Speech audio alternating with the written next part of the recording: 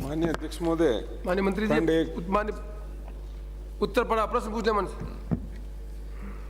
मेरा अध्यक्ष महोदय, मंत्री जी से यही है, यदि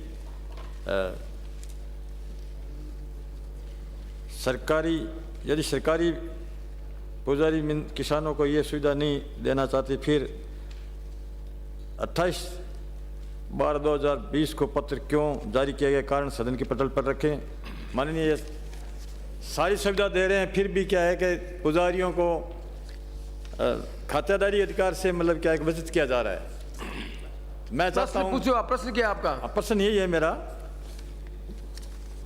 2020 में विलोपित करने का ऑर्डर क्यों निकाला, ये प्रश्न है। 2013-2091 तक तो पुजारियों के खाते में खातेदारी हक थे, उसके बाद में हटा दिए गए। उसके बाद में राज्य सरकार को पत्र लिखने पर एक पत्र लिखा 28/12/2020 को, जिसमें और सुविधा दी जा रही है मगर खातेदारी अधिकार नहीं दिए जा रहे हैं। सारे बिंदु में बताया जा रहा है। मैं ये चाहता हूं कि सारी सुविधा सरकार दे रही है तो पुजारियों के नाम से खातेदारी अधिकार क्यों नहीं दिए जाते। मेरा माननीय अध्यक्ष महोदय, जब मंदिर में कोई पुजारी होता है, उसका निधन होने के बाद उसका कौन उत्तरदायी होगा, इसका समाधान के लिए ये क्वेश्चन लगाया जा रहा है।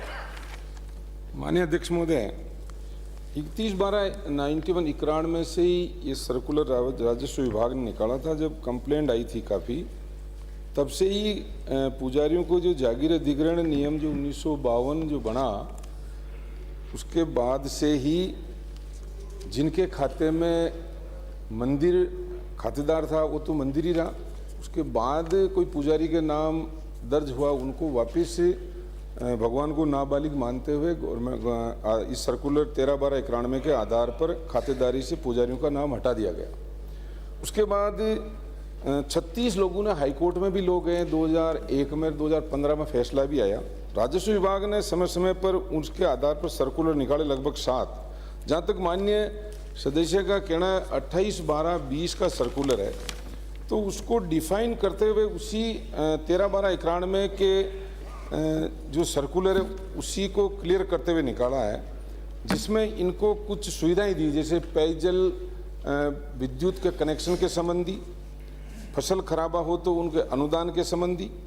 जो माननीय मुख्यमंत्री जी को 13/8/19 को कंप्लेंट आई किसी डेपुटेशन के माध्यम से, उसके आधार पर यह सर्कुलर निकला।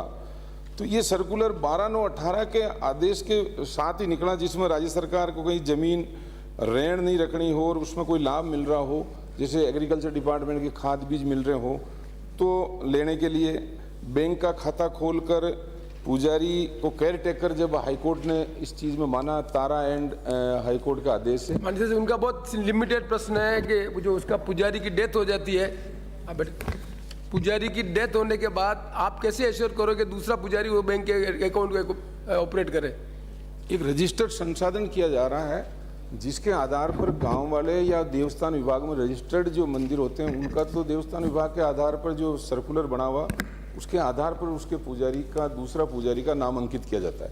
बाकी गांव वाले जो कमेटी होती है, गांव वाले जो तय करते हैं, उसी के आधार पर ग्राम सभा का होकर देवस्थान विभाग में जाता है या SDM तहसीलदार के पास जाता है, उस रजिस्टर के अंदर उसका नाम अंकित होता है। रेवेन्यू रिकॉर्ड में उनका नाम अंकित नहीं होता। जागीर अधिग्रहण बिल से पहले कोई खातेदार खड़मदार पुजारी है तो वो तो खातेदार रहेगा, लेकिन उसके बाद जो अंकित है वो खातेदार नहीं रहेगा। ये इसमें प्रावधान है। जो 28/12 का सर्कुलर है वो तो उसको सुविधा देने के लिए किया गया है। मैं छोटा सा सारी सुविधा दे रहे हैं, ऋण या विक्रय नहीं हो खाते की जमीन खाते में दर्ज नहीं हो सकती, डीपी मानते नहीं हो सकता, तो फिर ये सुविधा दे रहे हैं तो फिर अधिकार खाते का अधिकार क्यों नहीं दे रहे हैं? एक इसमें कानून बना दिया जाए।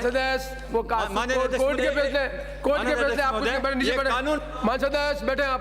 अगला प्रश्न